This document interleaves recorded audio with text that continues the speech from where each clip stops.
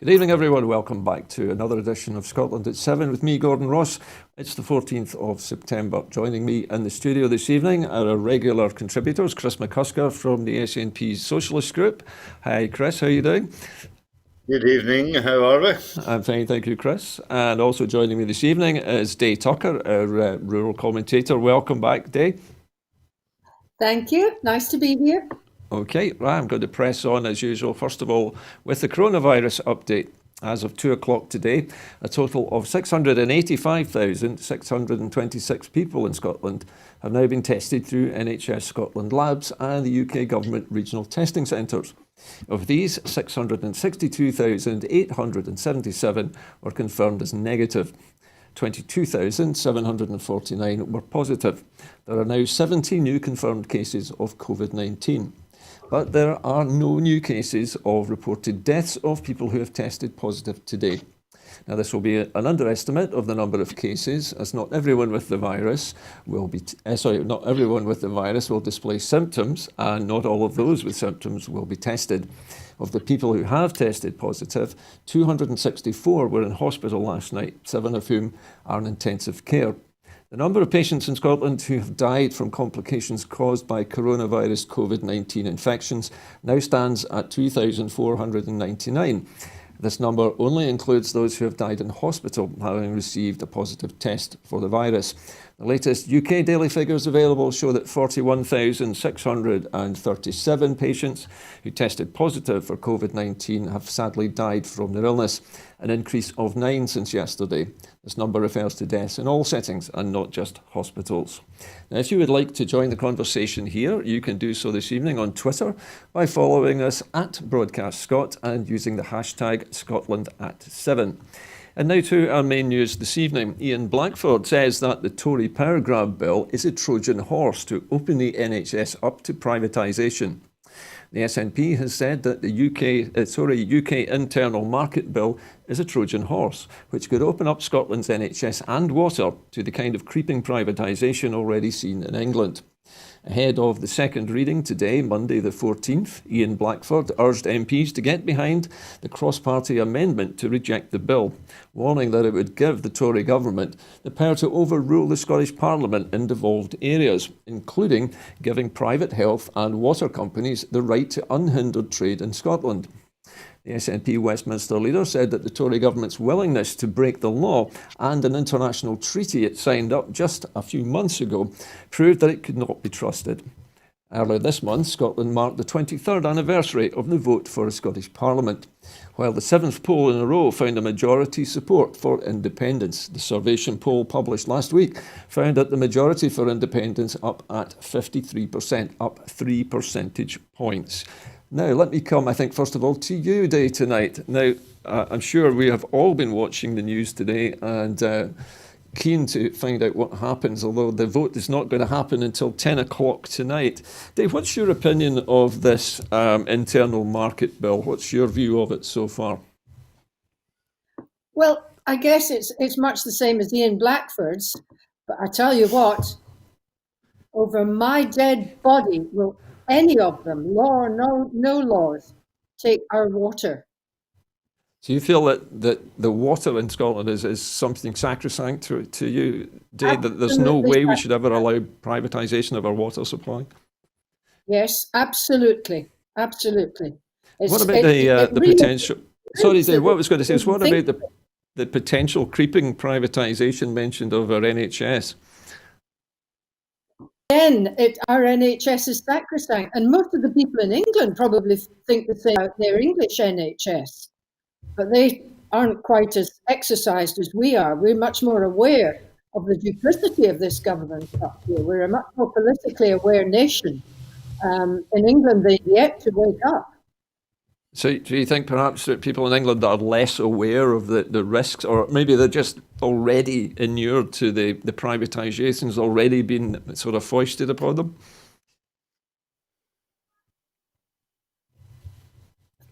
I'm not sure whether inured is the right expression, but they're not aware, and it really is as simple as that.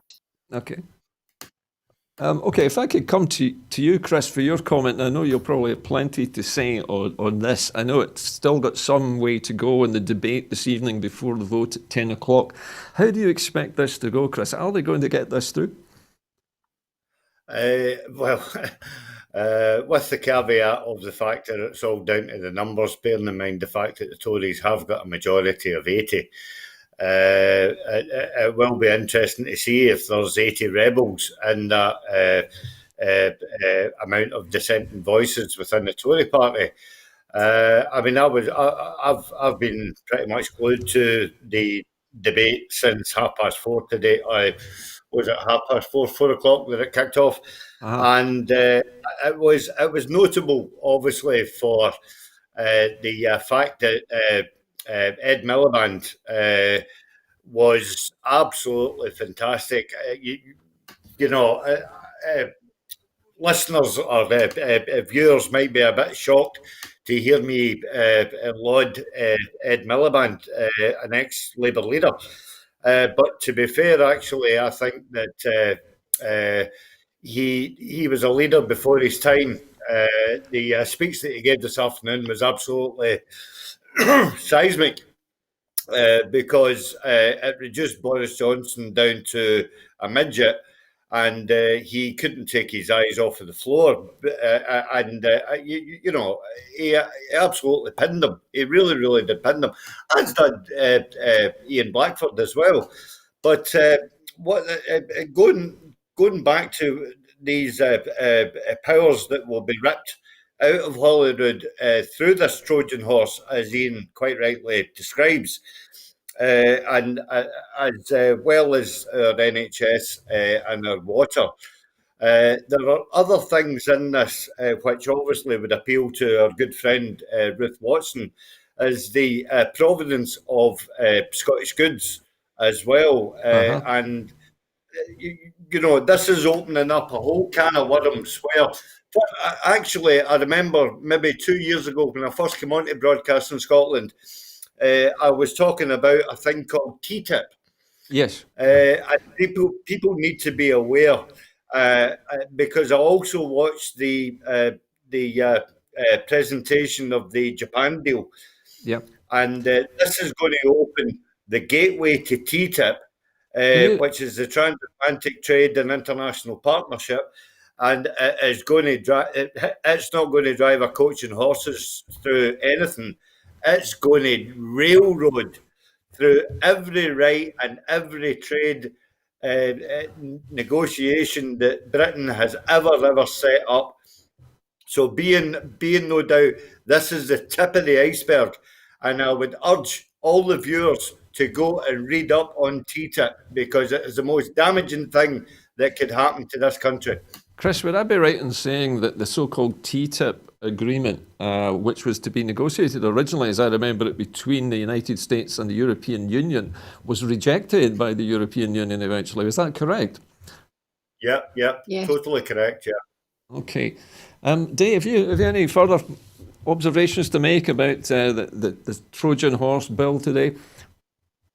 No, I think everything's covered. I think it not Wallonia that put the SOTIP deal. One tiny little nation in Yeah, I think Brussels. you might have been right there, Dave. Anyway, listen, our next story, our next item actually, is a follow-on from the first story, and that is that Sajid Javid, the former Chancellor of the Exchequer, says he cannot support a bill which breaks international law. The former Chancellor of the Exchequer, Sajid Javid, said today that he could not support the government's internal market bill, due to be debated later in Parliament, unless it was amended, because it breaks international law. Breaking international law is a step that should never be taken lightly, he said in a statement. Having carefully studied the UK internal market bill, it's not clear to me why it is necessary to do so. He joins a growing list of prominent Tories who have come out in opposition to the government over the UK internal market bill. The Scottish Conservative leader Douglas Ross has said that he intends to vote with Boris Johnson and the UK government in support of the bill. However, Kirsten Oswald, the SNP deputy leader at Westminster, pointed out that he had previously said that he would stand up to the Prime Minister to defend Scottish interests, just not when Boris Johnson plans to break international law. Kirsten Oswald MP said, by voting for Boris Johnson's naked power grab on the Scottish Parliament, Douglas Ross is demonstrating yet again that the Scottish Tories are utterly spineless and incapable of acting in Scotland's interests. Dave, let me come to you first for your response to this. Would you agree with that assessment that the Scottish Tories are utterly spineless and unable to stand up for Scotland's interests? Yes, absolutely. And I think the proof of that goes back several years. But they seem to be getting worse and worse. And, just because he says that he's going to stand up to Boris Johnson, he doesn't actually carry through his words. And I'm pretty sure that Ruth Davidson said something very similar as well at one point, did she not? Yes. Flip-flopping is what they do. And sadly, people are taken in by it. All those people who believed in the Tories and they're going. Okay, well, your sound's breaking up just a little bit there, Dave. I'm not sure how people are hearing us at home. Just for a moment, Dave, let me cross over to Chris for his comments just now. Chris, one of the things I picked up on from Sajid Javid's comments was that he felt that this legislation wasn't necessary. Well, Sajid Javid aside, and even putting four former prime ministers aside, the one person that we should really be concentrating on is the duplicity of Douglas Ross and Kirsten Oswald. Kirsten Oswald, thankfully my MP for East Renfrewshire, has wonderfully pointed out the fact that he is only what is it, less than 3 months in the job, and he's already reneging on a promise to the Scottish people. So this is the way that the Tories will go. They will say one thing in Scotland and then they'll do something else for the betterment of Westminster. Because at the end of the day, and even Ian Blackford said this, and I've been pulled up for actually calling them this, but even Ian Blackford branded them all as nothing but poodles. And that's what they are. They are nothing but lapdogs for the Westminster establishment.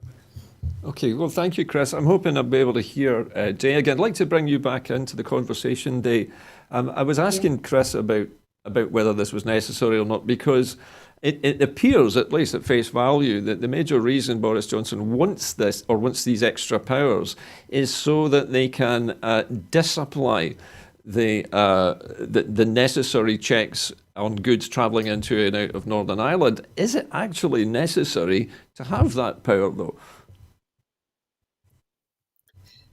Well, I don't understand about the Irish thing, but I do understand that. Can you hear me okay? Yes, we can, Dave, thank you.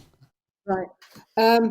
I do understand that within this bill, the powers that we have at the moment, or the money and the funding that comes from Europe, is going to be taken back to Westminster, and then they are going to sit and decide how much we will get and where it will be distributed. Now, the whole point of Europe and the fact that Ireland and Wales and Scotland have done very well as European countries is that the Europeans gave the money to us to decide. And it's money that we use for development of all sorts of things that we would not have been given had we not been in Europe. And I don't see why we should expect the Tories to suddenly give us money, even though they say they are. In fact, if they're saying they're going to give us it, that's what would make me nervous, because they don't ever do what they say they're going to do. That was pretty much exactly what Chris has just been saying as well, for on some slightly different thing.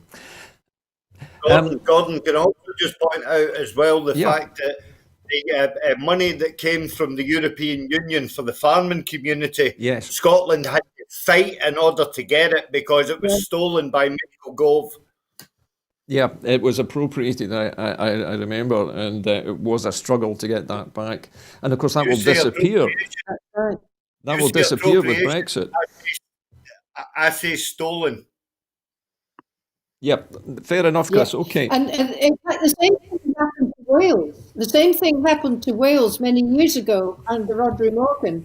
And I knew one of the people who was his PA, and they had a science funding not given to them that had been awarded to them by Europe, but of course it has to go to Westminster first, and they didn't release it, and they had to fight for that to get that back, that science funding. And Wales has a particularly good area in scientific research down at Aberystwyth. You know, even in Scotland, we work very closely with them, and there's all sorts of amazing work goes on down there. And to take that kind of funding away from Wales was absolutely disgraceful. Okay, well, so let's move on to our next story this evening. Now, it's recently emerged that a pandemic preparedness panel has slammed the collective failure to heed warnings. A collective failure by political leaders to heed warnings and prepare for an infectious disease pandemic has transformed a world at risk into a world in disorder, according to a report on international epidemic preparedness.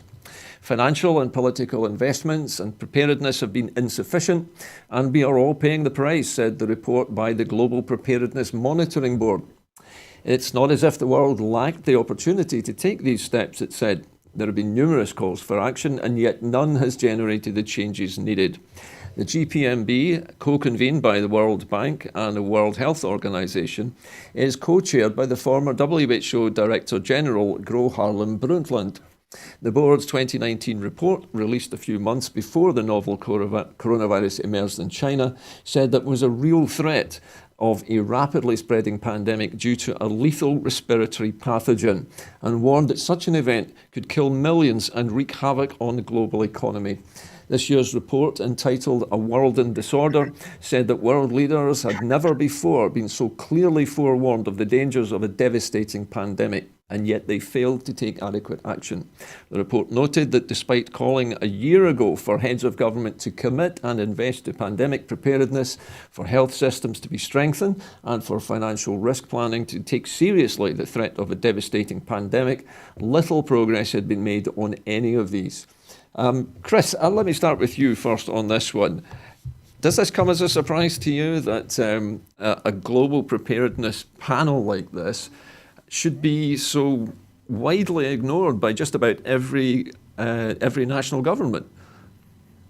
Well, no, absolutely not. And we know why in Britain that they were largely ignored is because the Prime Minister took it upon himself to go on holiday for a fortnight when the pandemic actually hit the shore. And also the fact that as well, when we look over to America, you know, Donald Trump was very slow off the mark in order to prepare his country for what was obviously coming over from Europe, because even way back in November, we were told that the pandemic was going to be, worldwide implications. So, I'm not surprised by this report at all.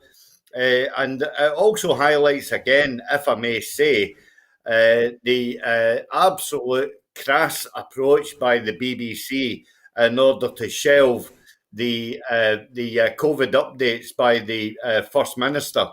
The one person who has been consistently updating her citizens every day, with the exception of weekends, obviously. But 7 days a week there has been a COVID update from the Scottish Government, and now that's been taken away.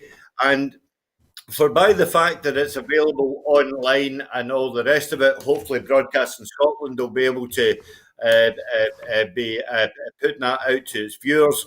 But what it does mean is the fact that those people who are in a very precarious age bracket of between 65 and 85, who are not in touch with the high tech 4G, iPhones, Yeah. laptops, and all the rest to go online. They won't get the information, and the information is updated every single day, and every single day the numbers change. Yeah. And when we look at the fact that Scotland is far better off than England at this moment in time, I think there was something like 272 infections today, and down in London it's something like 2,500, and they're not doing anything about it. They're not updating their citizens. So, the BBC should actually be taking note of this report that's came out, because their actions are going to actually put people in danger. Chris, this would probably be a very good time for me to mention that we've just actually received a very updated series on restrictions from the Scottish Government. And it's saying today that the early assessment, these are the measures which were applied in Glasgow City, East Renfrewshire, Eastern Bartonshire, Western Bartonshire, North and South Lanarkshire, that an early assessment of these local measures currently in place in the Greater Glasgow and Clyde area suggests that they are working, and that they will review these measures again on Tuesday the 22nd. So we're still getting updates from our Scottish Government. Now, Dave, sorry, you haven't had a chance to speak on this very much. How do you think the British responded when they first heard about coronavirus? Did they do enough early enough? No, because they were trying to pretend that they treated it as a PR thing to say that we will overcome, we will fight this disease, and they treated it as a kind of a voting PR exercise. They didn't take it seriously, and basically they've wasted so much time fighting.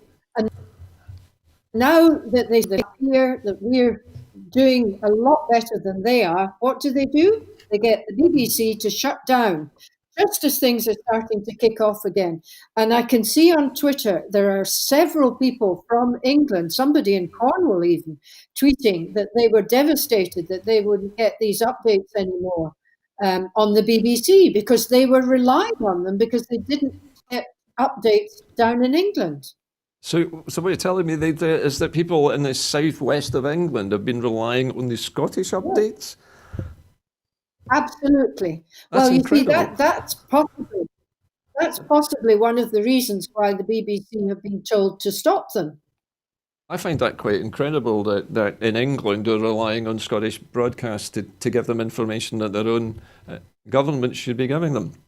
Okay, we're going to move on from this now and to the possible long-term effects of the COVID-19 virus, and a warning that over 500,000 jobs could be lost, and that will be a need for more food banks if the furlough scheme is not extended.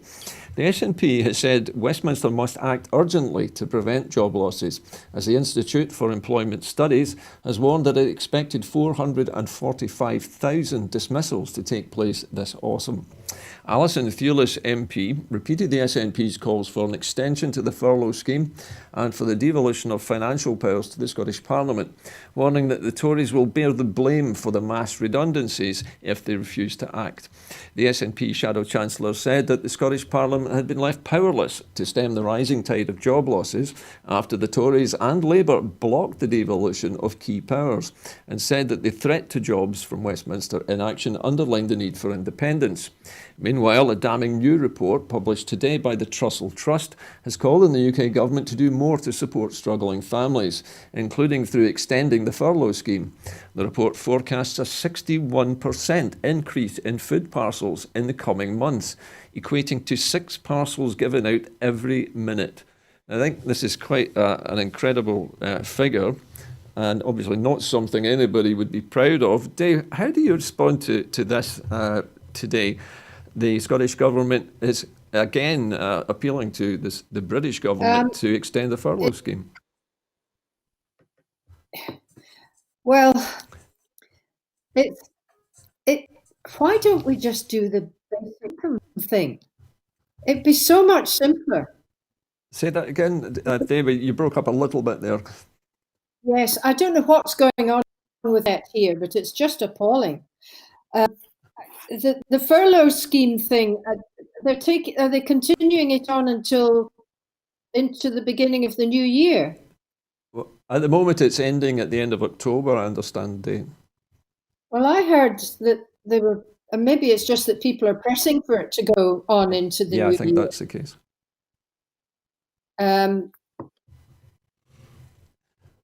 So Yeah. there's a huge risk, obviously, of these almost 500,000 redundancies in this autumn. It's an incredible figure. Well, is it? I mean, I know that sounds brutal, but remember, we've been through things like this before, where so many people have been made redundant. You know, when our big heavy industries closed down. But then there may have been schemes at that time to help retrain people. And that's possibly where, if the Scottish Government can get more powers to get more funding, it's borrowing powers that they need, then we could be retraining people. Indeed, I guess that's true. Can I come to you, Chris? I was just reading there, and I wanted to reiterate for our viewers that both the Tories and Labour were responsible for blocking this idea of extending the furlough scheme and possibly devolving powers to the Scottish Parliament. Were you surprised that Labour would do something like that? No, I'm not surprised, because Labour have got past record of siding with Tories, you know, with regards anything to do with Scotland. And just for clarity, actually, the Trussell Trust estimate that it's roughly about 846,000 parcels are going to be distributed between October and December of this year, due to the fact that furlough will end.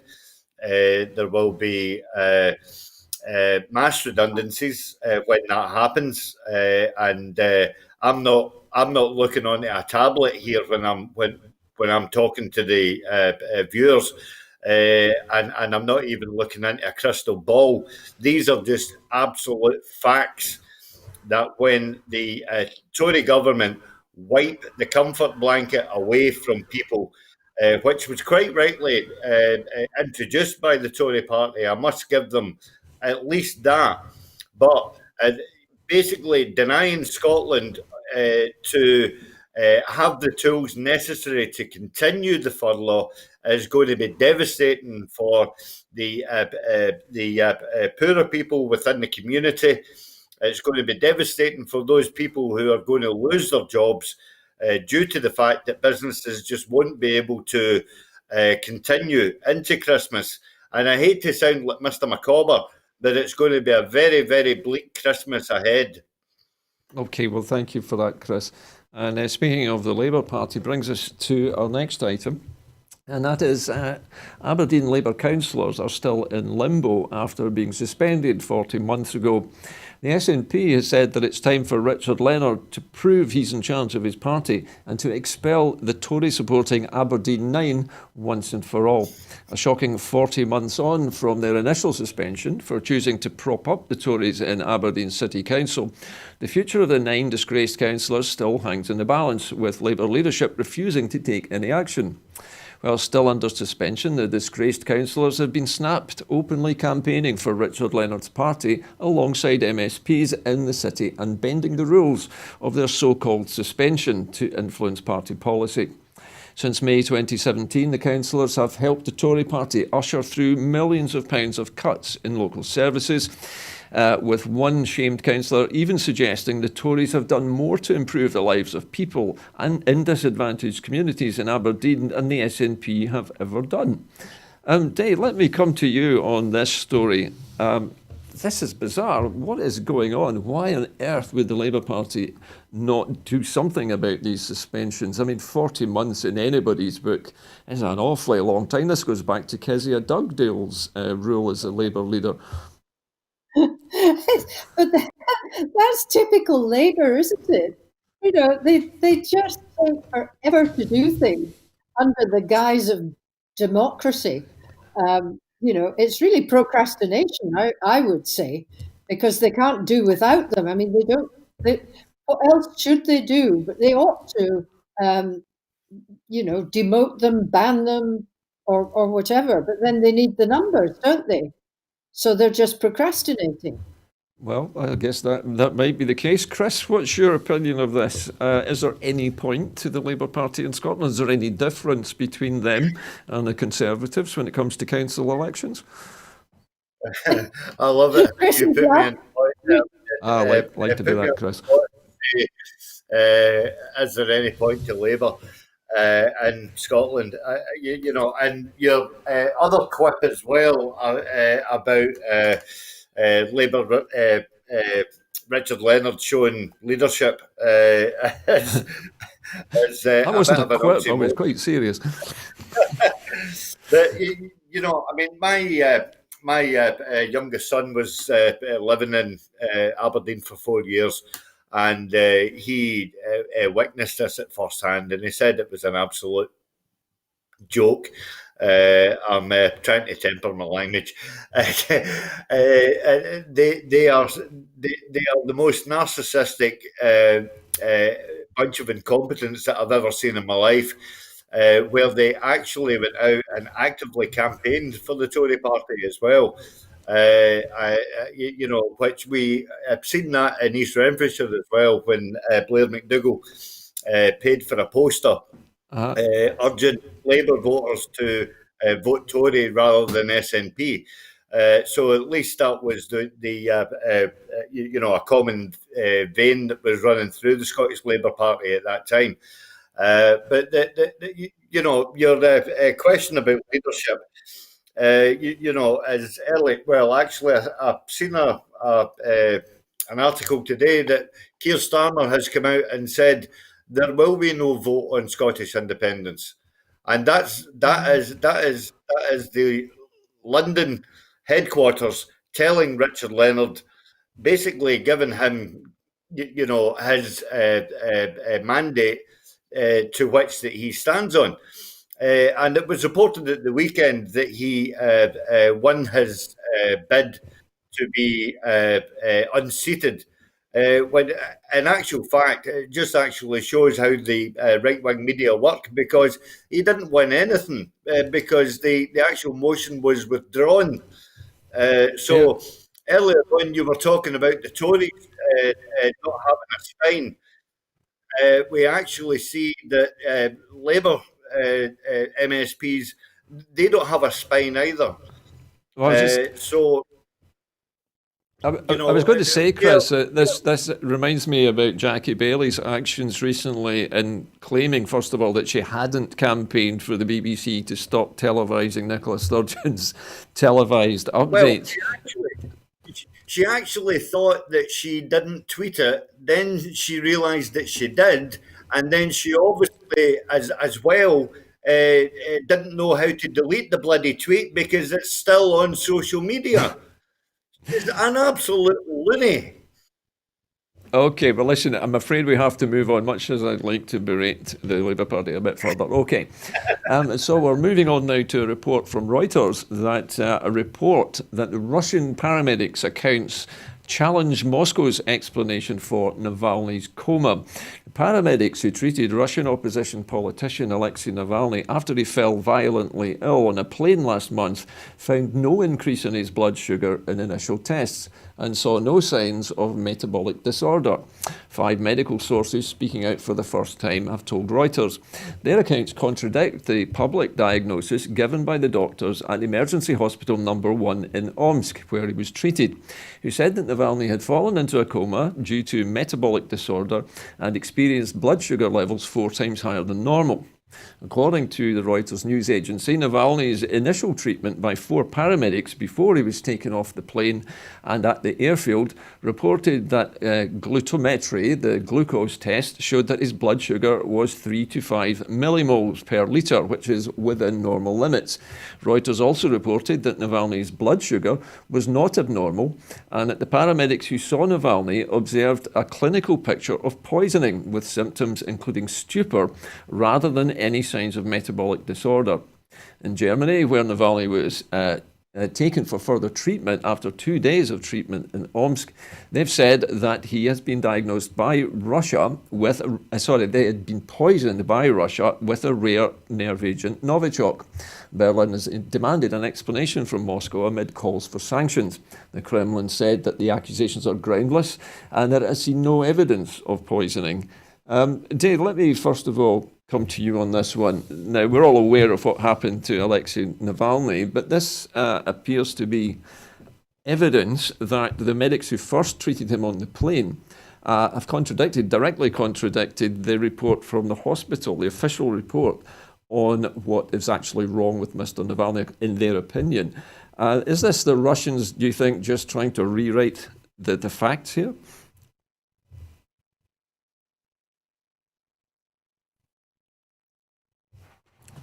So they seem to be claiming in Russia today that Mr. Navalny had some form of rare diabetic disorder, but this has obviously not been borne out by the paramedics who first responded. What are they trying to hide, do you think? Can you hear me? Yes, are you hearing us okay? I'm hearing you perfectly, but my internet is flickering.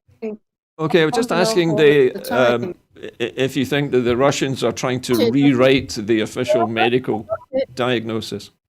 I got it. I did get it. Okay, sorry.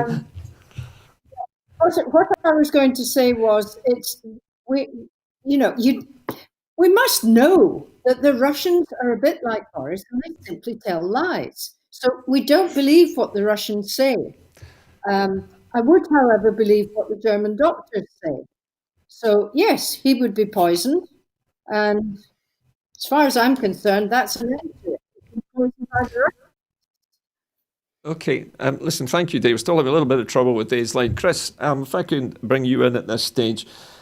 It seems as though that the paramedics who treated Mr. Navalny at first obviously hadn't been given the script here, had they? No, definitely not. And I would just augment exactly what Dave was at least trying to say, is that basically, the Russian government just tell lie upon lie upon lie. And the problem about lying is the fact that you've got to remember the lie that you told in order to cover up the initial lie that you were trying to cover up for in the first place. But getting back to this thing, and I'm no doctor, but I was reading earlier on. Actually, it was in the National Post that Sabanev said that Navalny had a tendency to a coma, and noted the paramedics did not administer atropine, a drug used particularly when kinds of poisoning are suspected. But the 3 sources who said the paramedics saw clinical signs of poisoning said that they gave him unspecified injections to treat his symptoms, but did not give him the atropine at the airfield because they didn't suspect any poisoning. So, I mean, who is actually telling the truth? Well, I think it's always the case, isn't it, with any story coming from Russia, that you never know who's telling the truth at all. I think that might be the point here. Okay. Well, exactly. Well, let's move on from Russia now to Greece.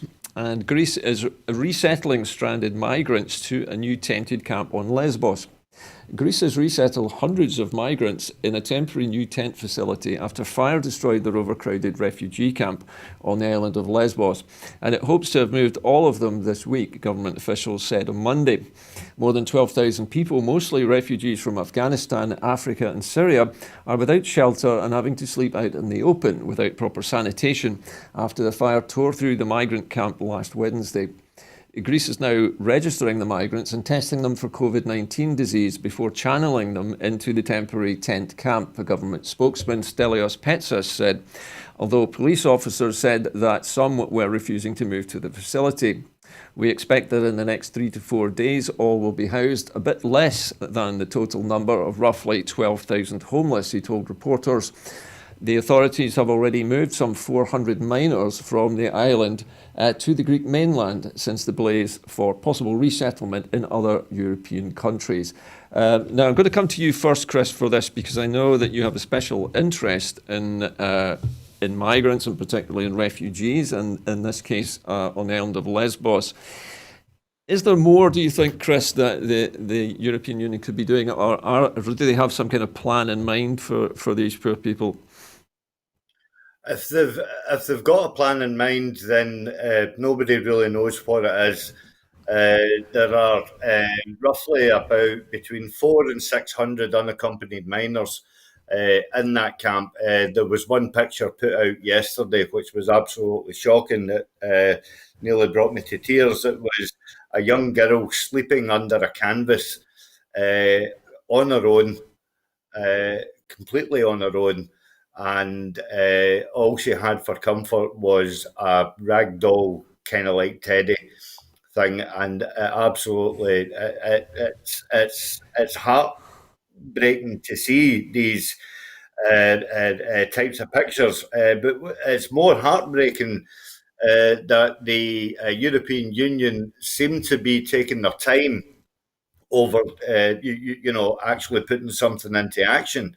At a time where the temperatures are rocketing in Greece just now and are set to rise, apparently, even further. And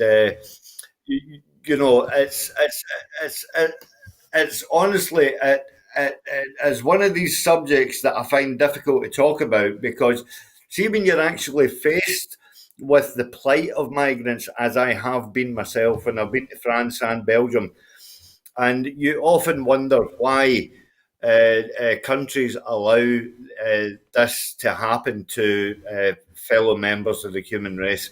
And going back to Europe's attitude towards this, and I do believe that the European Union will do something, just not in the timely manner that I would like it, or many other humanitarian aid workers would like it. But also the fact that Britain has been completely silent on this subject, with the exception of a few, obviously, SNP MPs who are advocating for the unaccompanied migrants, the unaccompanied children to come to Britain. Fat chance of that happening when we've got somebody like Priti Patel on the go. Okay, but the Chris, other salient point that I must make is quickly, the fact that about 4 years ago there was a migrant camp in just outside Dunkirk at Sangat, and it was purposely built by the French government, and it mysteriously burnt down and displaced the migrants from Dunkirk and Calais area.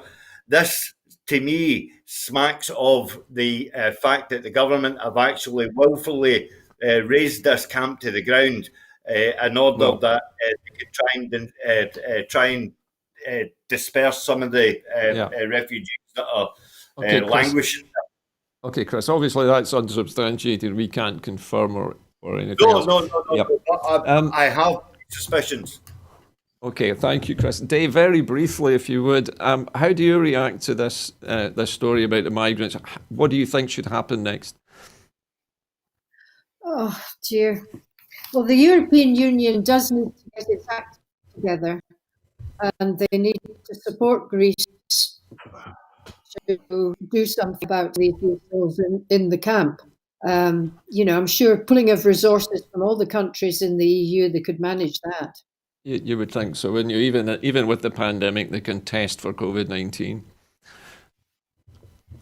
Anyway, listen, Dave, I'm going to move on to our next story. I will involve you in this in a moment, I promise. Okay, we're coming to the Scottish Greens now, who say that a climate plan is necessary for Scotland's railways.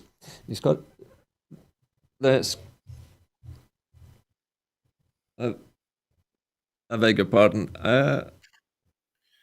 Okay, I'm just hearing that the Scottish Greens have said that a climate plan is needed for Scotland's railways. The Scottish Government must take immediate action to climate-proof Scotland's railways. Scotland's Greens transport spokesperson John Finney MSP has said, speaking following the closure of the West Highland line between Fort William and Crean-Larrick due to a landslip, the Highlands and Islands MSP called for urgent action to protect Scotland's rail network. John Finney MSP said, "We know that Scotland's antiquated rail network is vulnerable to adverse weather, and we know that as the climate emergency grips, we will be faced by increasingly severe weather. Action must be taken now to protect and enhance Scotland's railway." Now, where to begin? Chris, let's have you first on this one. What can the Scottish Government do about Scotland's railways? Is there any way that they can make a difference? Well, no, they can't, basically, because in a nutshell, the railways are reserved matter. The Scottish railway infrastructure, i.e. the tracks, the overhead lines, and the very buildings, the stations and embankments are all owned by Network Rail, which is an English company. So that if anything does go wrong in Scotland, it's actually not under the jurisdiction of ScotRail.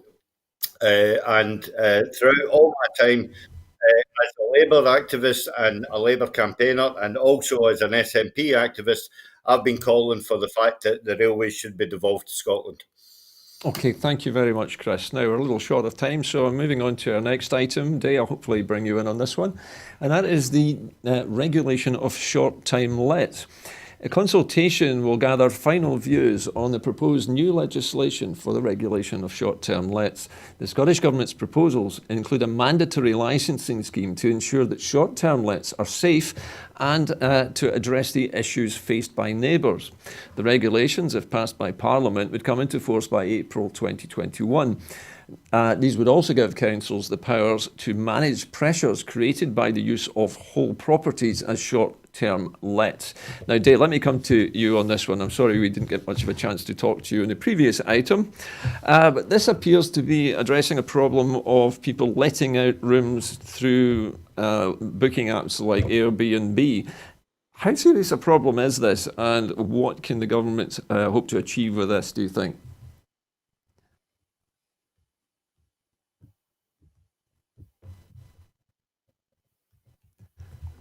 I'm not sure if we have a connection today at the moment. Chris, would you like to comment for us on this one, since we seem to be having trouble with Dave's connection? Well, what we see here is consistency from the Scottish Greens in arguing a radical reform to how short-term lets are used in Scotland. This will have wider implications, obviously, for the student market, more so than the Airbnb market. But the fact of the matter is that the whole idea of radically rethinking how short-term lets are actually apportioned within Scotland, the wider implications are for the landlords who don't actually live in Scotland and who actually own these properties and rent them out, or either on the short-term lease of whether it's 3 months, 6 months, even a year is viewed as a short-term lease. So it's not just down to Airbnb, but there's also people who are living in short-term leases who cannot actually get onto the housing market because they're trapped in a system where it actually suits them, because the houses are exactly where they want to be. There is no social housing for them to move into. So Andy Whiteman has been leading on this for the last couple of years. I fully support everything that he's trying to do in order to get the Scottish Government to actually change their approach. Because, as I say, it is the people who can't get onto the housing market that this adversely affects. So, Chris, let me clarify what you're saying here then. It would be that by letting out short-term lets repeatedly like this, when you're not living in a house yourself, you're basically denying a home, a permanent home, to somebody who needs one.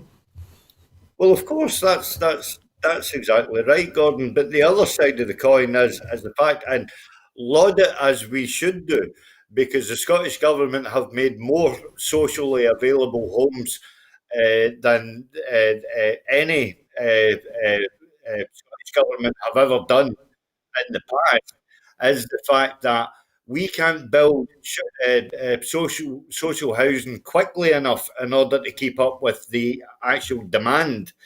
And the point that I was trying to make was the fact that some people are actually forced into living in these houses and staying in these houses because they have nowhere else to go in order to socially rent and be able to be in an area of catchment for their children to go to school, for them to go to work, for them to have childminding facilities, all the rest of it. So it is a massive task, which, as I say, it seems to be that it's only the Scottish Government that are, it's only the Scottish Greens that are actually willing to tackle this. Okay, Chris, thank you. I'm going to have to stop you there because we're running a little bit late. Day, have you any opinion on this matter before we leave it?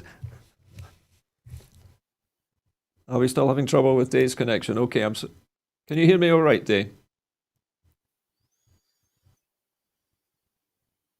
I can hear you, but just all over the place. Yes, I can hear you. Okay, so what do you think, Day? Is this a problem of the fact that there's just not enough housing in Scotland? Oh, absolutely, absolutely. But on top of that, the success that we're having in terms of tourism is impacting on the lack of housing, particularly in cities like Edinburgh. So I don't know what the answer is. Oh, okay, Without Dave, powers, everything goes back. Okay, we're still having a little difficulty with Dave's line. We'll come back to you later, Dave, just in a moment. And now, next item is about island communities, and this time building resilience for people who live in them. Island communities will benefit from a £2 million programme of locally led green projects designed to help support their economic recovery from the coronavirus COVID-19 pandemic. The Islands Green Recovery Programme, announced in the programme for government and now open for applications, is split into 4 strands and managed by 4 partners, delivering investment in low carbon transport, food sustainability and zero waste projects. Part of the funding will be used to help independent food retailers and businesses introduce packaging-free shops and to remove the need for disposable packaging. Sustainable travel initiatives, climate change projects and other projects to improve local supply chains can also apply for funding. Day, let me have you are a rural affairs commentator. This is a good news story, surely.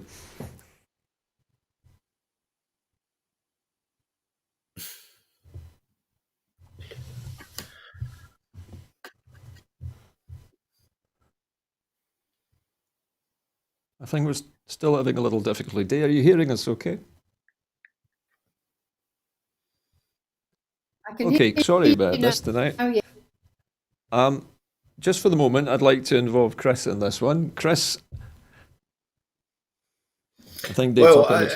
Dave, you're trying to say something? We can't win tonight. Okay, let me come to you, Chris. I think we've got a clear connection to you. Good news for island communities. They're going to get some help with basically changing the way things are done there and helping to develop new green methods and sustainable methods of doing business. Well, yeah, but you know, will it be actually welcomed by a certain Alistair Carmichael? But that's neither here nor there. But I think actually, see when you look back at how things were done in the sort of like you know the 50s and the 60s, you know, you went into the grocers and you actually bought your butter, and they just put it into a wee bit of greaseproof paper, and you took it home. Same with your cold meat, same with your cheese, and all the rest of it. I think it's a fantastic, innovative idea, and not one that should just be reserved solely to the Highlands and Islands. You know, I think it should be introduced throughout Scotland. Well, maybe there's a scope for expanding the whole thing. Day, are you back with us again? Oh, wow, there you all are. Oh, thank goodness for that, Day. We're talking Can you about hear rural me? communities.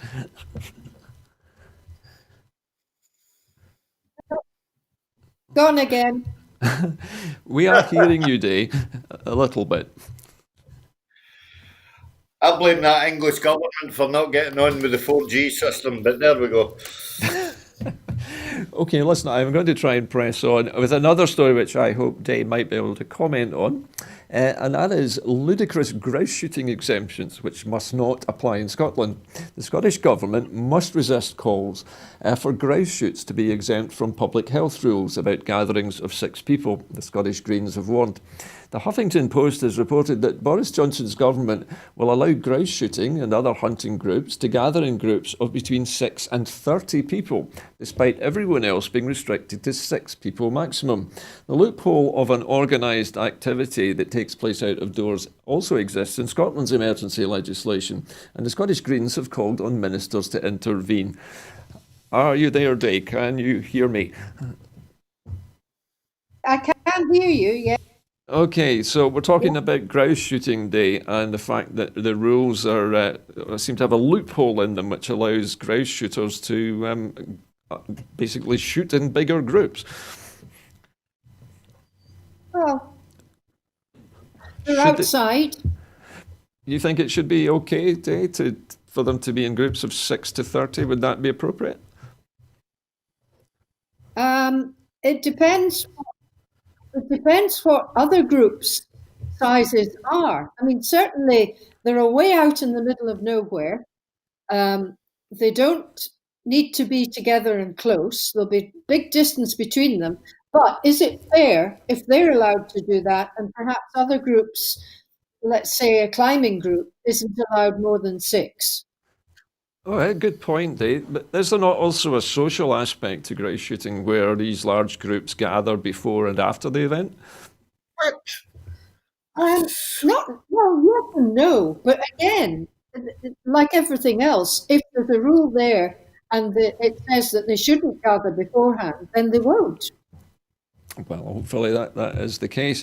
Well, listen, we are coming up to close to the end of the programme, so at this time in the evening, it's usually my custom to ask you for your help. And of course, Scotland at 7 relies on your donations to help us make programming. So if you'd like to help if you'd like to help us by becoming a supporter of Scotland at 7, you can do so by following the instructions on your screen now. So follow the website, broadcastingscotland.scot/register, and follow the prompts from there on. We will be back again, or rather I will be back again on Thursday. Kenny will be taking the show tomorrow and Wednesday. But until I see you again, from my guest and I this evening, a very good evening to you. Good night. Night.